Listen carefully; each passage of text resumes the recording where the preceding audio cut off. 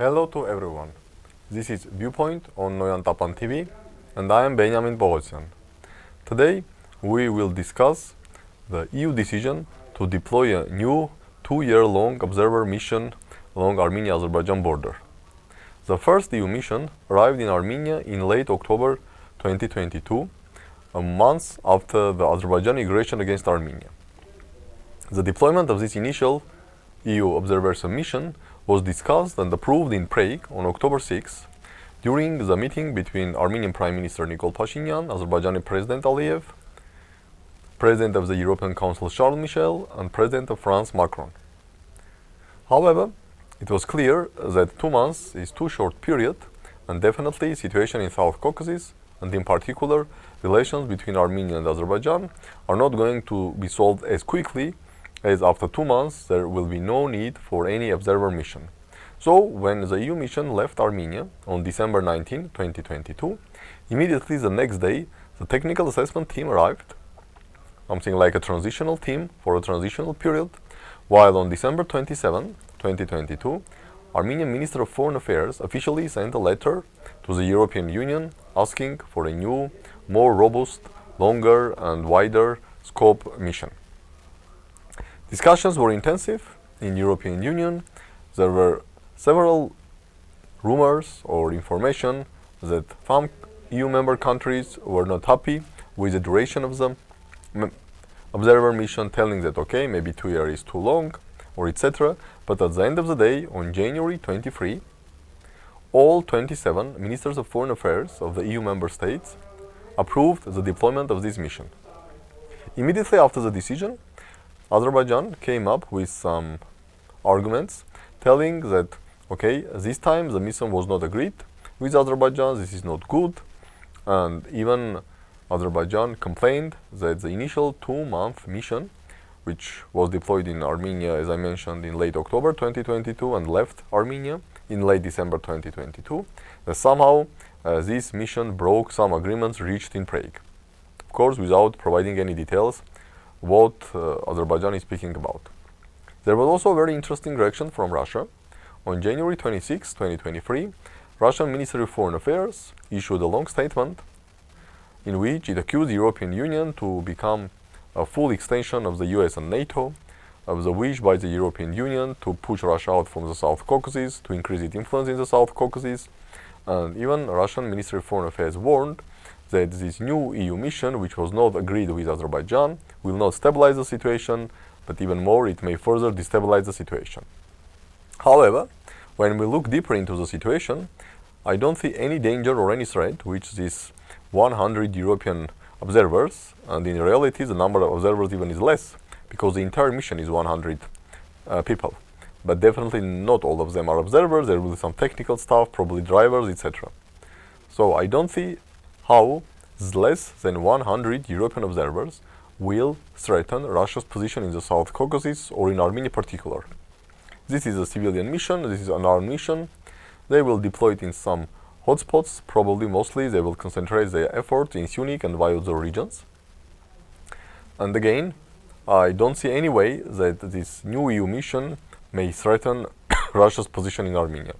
Most probably, given the ongoing confrontation between West and Russia, including the EU and Russia, most probably the Russia simply could not welcome the deployment of EU monitors in Armenia, and this was something like ordinary statement criticizing EU, as we hear a lot of such statements criticizing EU, NATO, US from the Russian side.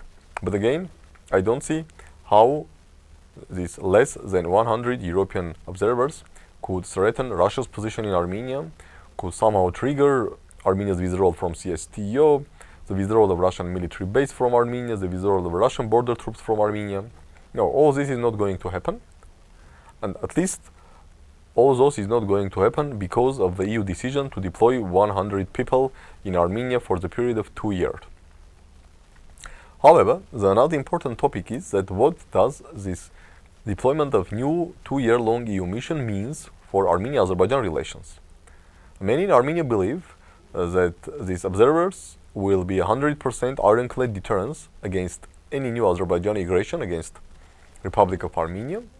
which means that Azerbaijan will lose its main leverage to force Armenia to sign a peace agreement. And the main leverage of Azerbaijan is the threat to launch new military attacks against Armenia and the actual military aggressions against Armenia, which Azerbaijan launched 3 times after 2020 Nagorno-Karabakh war. May, November 2021 and September 2022. So from this logic, if this EU observer mission is an ironclad guarantee that Azerbaijan will not attack Armenia, it means that Azerbaijan loses its main leverage to force Armenia to sign a peace agreement or de facto sign a capitulation, because we all know that from Azerbaijani perspective, what they call peace agreement is a real capitulation for Armenia.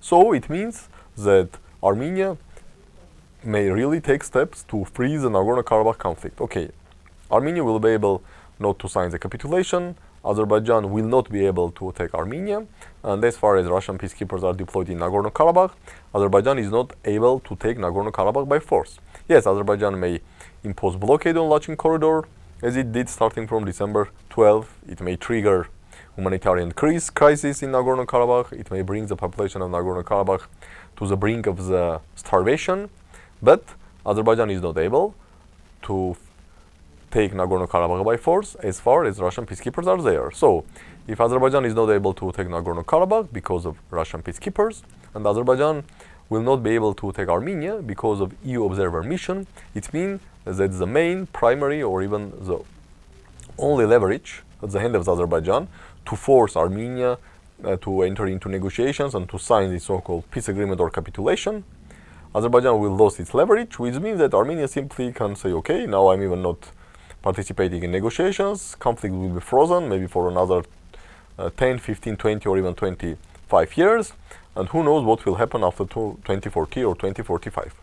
However, I strongly believe that this is a mistake, and if Armenia will take steps which will show that Armenia is not interested in negotiations, or Armenia is interested in to freeze the conflict for another decade or another 2 decades, it simply will be a mistake, because there are clearly vision from Azerbaijan. Azerbaijan does not want new frozen conflict. Azerbaijan does not want to wait another 26 years until the third Nagorno-Karabakh war will start or some agreement will be signed.